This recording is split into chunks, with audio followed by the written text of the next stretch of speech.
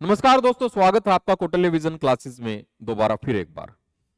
बच्चे, आज हम लोग बात करेंगे उन क्वेश्चंस के बारे में जो एग्जाम में ज्यादातर पूछे जाते हैं। टॉपिक है वेन डायग्राम का।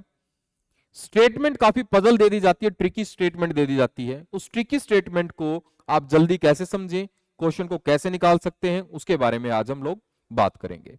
चलिए बच्चे, शुरू करते हैं प्रीवियस ईयर के क्वेश्चंस के साथ। तो फर्स्ट क्वेश्चन बच्चे जैसे आपके पास यहां आ रखा है, तो पहले डाटा को एक बार स्टडी करते हैं। डाटा आपको क्या कहता है। यहां पर डाटा में कहा गया है, in a class there are 38 student, 18 students like cricket. How many students? 18 students like cricket, 20 students like football and 15 like chess. अब सबसे पहले मैंने यहां पर एक चीज देखी कि मेरे पास इस क्वेश्चन को निकालने के लिए यहां पर 3 पॉइंट उसने दे रखे हैं, तो तीनों का मैंने एक डायग्राम क्रिएट कर लेना लाइक दिस वन।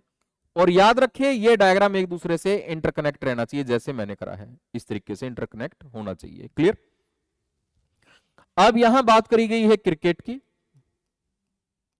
यहां बात करी गई है चेस की, यहां बात करी गई है और एक गेम फुटबॉल की। अब जैसे इसने यहां बताया कि 18 स्टूडेंट जो है वो क्रिकेट को पसंद करते हैं, उसके बाद 20 स्टूडेंट्स जो हैं वो फुटबॉल को पसंद करते हैं और 15 जो हैं चेस को पसंद करते हैं। अब आपको यहां इस बात को श्योर रखना है कि ये सर्कल का काउंटिंग जो भी होगा वो 20 से ज्यादा नहीं होना चाहिए। क्लियर?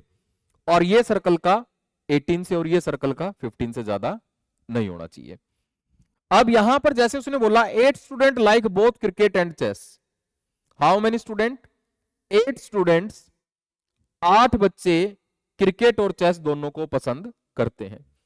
अब क्रिकेट और चेस दोनों को पसंद करते हैं, तो इसका मतलब यहां पर याद रखिएगा, मैं थोड़ा सा कलर यहां चेंज कर रहा हूं आपको समझाने के लिए। जो ये वाला एरिया है, ये वाला एरिया,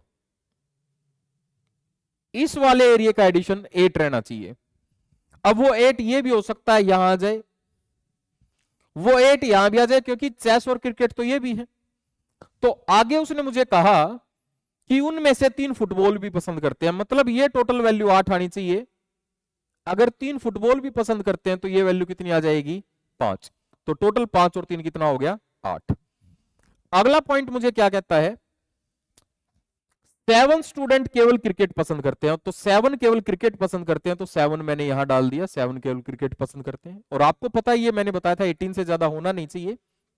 7 5 12, 12 प्लस 3 15, और 3 यदि मैं यहां डाल दूं तो ये 18 की वैल्यू मेरी पूरी हो गई है। क्लियर हो गया?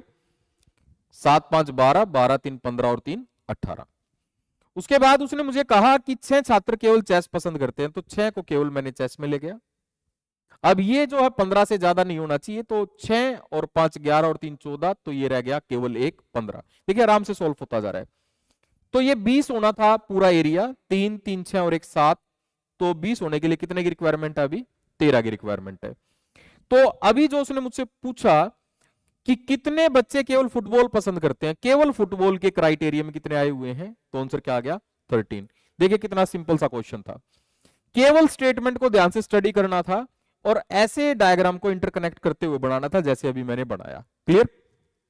एक अगले क्वेश्चन के साथ और शुरुआत करते हैं समझने की, और अच्छे से चीजें समझ में आएगी बच्चे।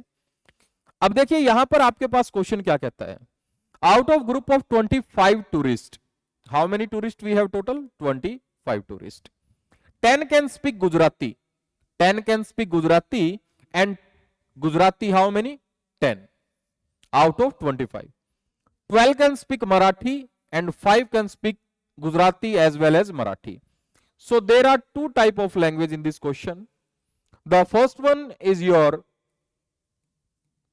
Gujarati and the second one is your Marathi.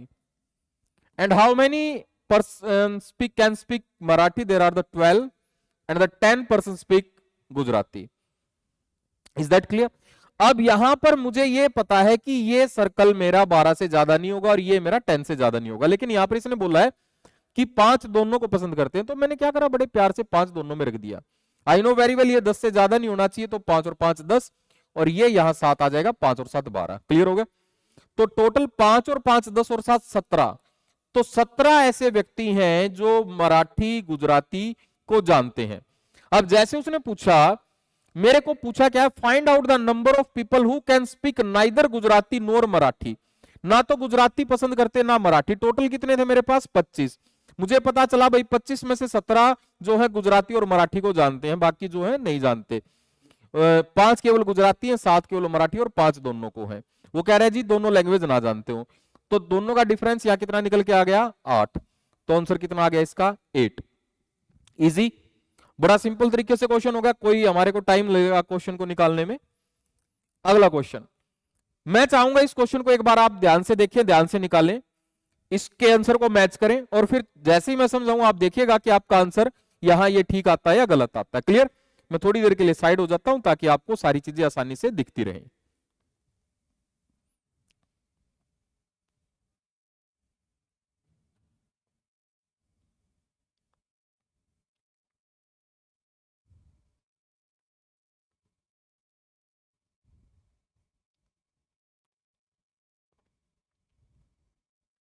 Now time up. चलिए एक बार शुरुआत करते हैं, क्या आपका क्वेश्चन ठीक है या गलत है, जांचने की, एक बार देखने की। तो म्यूजिक क्लास, 3 सर्कल क्यों बनाए मैंने, क्योंकि मुझे पता है, मैंने पढ़ लिया आराम से बिल्कुल कि यहां गिटार को लिया गया है, यहां वॉयलिन को लिया गया है, यहां फ्लूट को लिया गया है। क्लियर? यहां पर इन 3 चीजों को लिया गया है। तो टोटल जो है हमारे पास यहां कहता है कि भाई जो फ्लूट है, जो फ्लूट अर्थात बांसुरी है, बांसुरी को यहां कितने स्टूडेंट्स ने ले रखा है, संगीत की क्लास में 12 स्टूडेंट केवल क्या बांसुरी को यूज करते हैं, और 11 क्या है यहां गिटार, ये वैल्यू 11। उसके बाद वायलिन की अगर बात करी जाए, वायलिन को कहता है ये 10। तो वही पहले वाला क्वेश्चन आ गया, बड़ा सिंपल सा क्वेश्चन है, कोई लंबा चौड़ा काम नहीं है। कहता है 6 student can play flute as well as guitar and 3 of them also can play violin. What is that?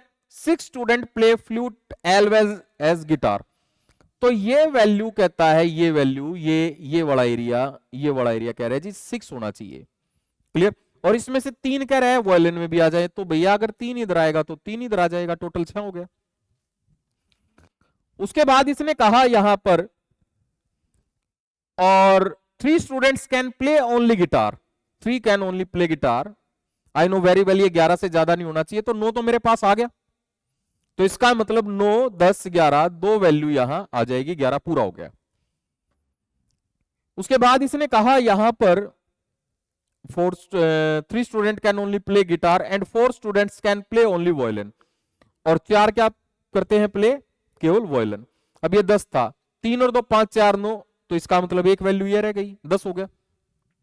Flute 12 था, 3 3 6 और 1 7, तो इसका मतलब 5 वैल्यू किसके रह गई, फ्लूट की। अब जो भी वो मुझसे पूछेगा मेरा आराम से आंसर निकल जाएगा, क्योंकि मेरा सारा डाटा यहां मेरे पास करेक्ट तौर पे मौजूद है। उसने पूछा how many student can play only flute, only flute, so the answer is required 5। Hope आपका आंसर भी 5 ही आया होगा। बच्चे आपने देखा कि इन क्वेश्चंस को हमने निकालने में ज्यादा समय नहीं लिया, हमने इनको निकालने के लिए डायग्राम मेथड का यूज करा और इजी वे से स्टेटमेंट को समझते गए और हमारा आंसर आराम से निकल गया। इसी प्रकार के क्वेश्चन जो ट्रिकी लैंग्वेज में बोले जाते हैं, बड़ी सिंपल लैंग्वेज में मैं आगे भी कराता रहूंगा जैसे अभी कराए हैं। तो उसके लिए बस आपको एक सिंपल सा काम करना है, कौटिल्य विजन क्लासेस की जो यूट्यूब चैनल है उसको सब्सक्राइब करना है, और साथ में बच्चे आपको एक बेल आइकन भी जरूर दबाना है। रीजन, क्योंकि ऐसी मजेदार वीडियो, ऐसे इंटरेस्टिंग वीडियो आपको मिलती रहे, तो उसके लिए इतना तो आपको करना ही पड़ेगा ना। चलिए बच्चे, मिलते हैं अगली क्लास में फिर दोबारा एक नए टॉपिक के साथ, नई ट्रिक्स के साथ, नए एडवांस लेवल के क्वेश्चंस के साथ। Thank you very much.